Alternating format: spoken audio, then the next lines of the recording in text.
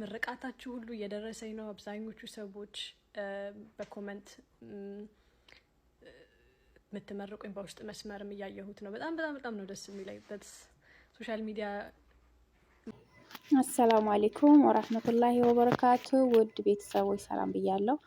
እንግዲህ ይቺ ልጅ እንዳለችው ከሆነ ከ6 ዓመት በላይ ማርገዝ እምቢ ብሎኝ ቁርንፍድ አንቺ እንዳልሽው ጠጥቼ አሁን የ2 ወር እርጉዝ ነኝ ብላ ነው የጻፈችላት ማለት ነው። እና ይቺ ልጅ በደስታ ነው እንትን ያለችው እና ይቺ ልጅ ደግሞ በራሷ ጀርባው ነው እንግዲህ በራሷ ሞክራው ነው ያመጣችው ወደ ሚዲያ።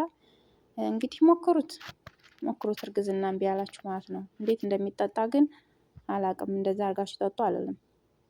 አይታወቅም። ዘፍዝፋችሁ ውሃውን መጠጣት ነው፣ ሌላ ነገር የለውም። የቁርንፍዱ ውሃ ዘፍዝፋችሁ መጠጣት ነው ውሃውን ብቻ። እንደዛ ነው የሚመስለኝ። ግን እንደዛ አይነት ታምር ስላለው ማለት ነው የተፈጥሮ ነገር ሱብሃንአላህ። እኔ ግን አምኛለሁ ሊሆን ይችላል ብዬ። አንዳንዶቹ ግን ውሸት ነው ውሸት ነው ሲሉ ነበርና እኔ ግን አምኛለሁ። አይታወቅም። አንዳንድ ነገር ሊከፍት ይችላል።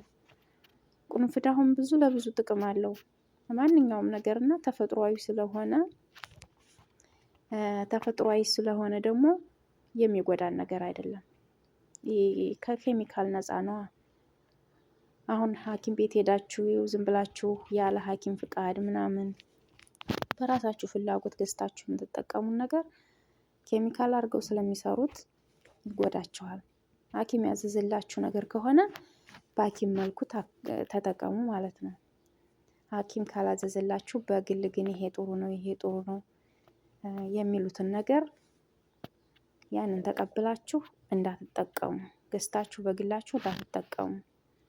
ይሄ ግን የተፈጥሯዊ ነገር ብትጠቀሙት ምንም ጉዳት አያመጣም። ግን ውስጣችሁ ይህን ቁርንፍድ የማይወድ በሽታ ካለባችሁ ውስጣችሁ ለምሳሌ አሁን የጨጓራ በሽታ ያለበት የጨጓራ ቁስለት ያለበት ሰው እንደዚህ ቅመማ ቅመሞችን መጠቀም አይፈቀድም።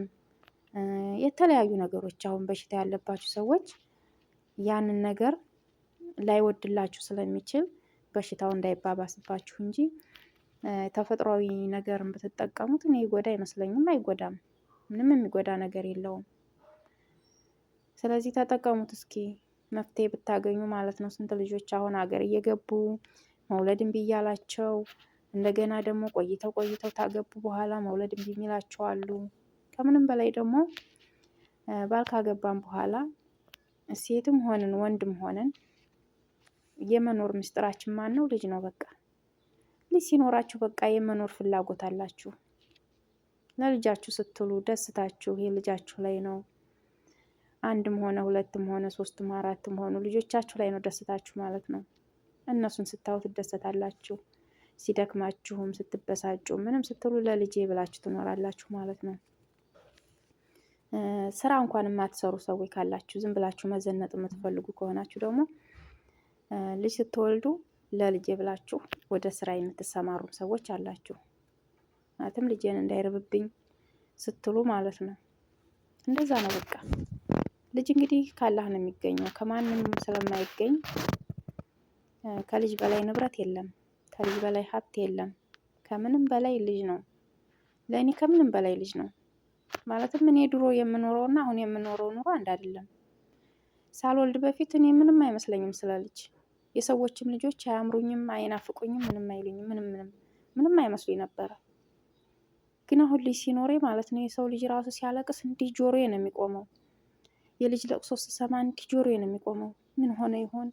የሰዎቹን ልጆች ማለት ነው የአረቦቹን ልጆች ራሱ ልክ በልጅ እድሜ ያሉትን ከሱም በታች ያሉትን እነዚህ ትልልቆቹ ያደጉትን ሳይሆን ህፃናት ልጆች ማለት ነው። በተለይ በልጃችሁ እድሜ ያለ ከልጃችሁም በታች ያሉ በቃ ህፃናቶችን እንዴት እንደምትወዱ ማለት ነው።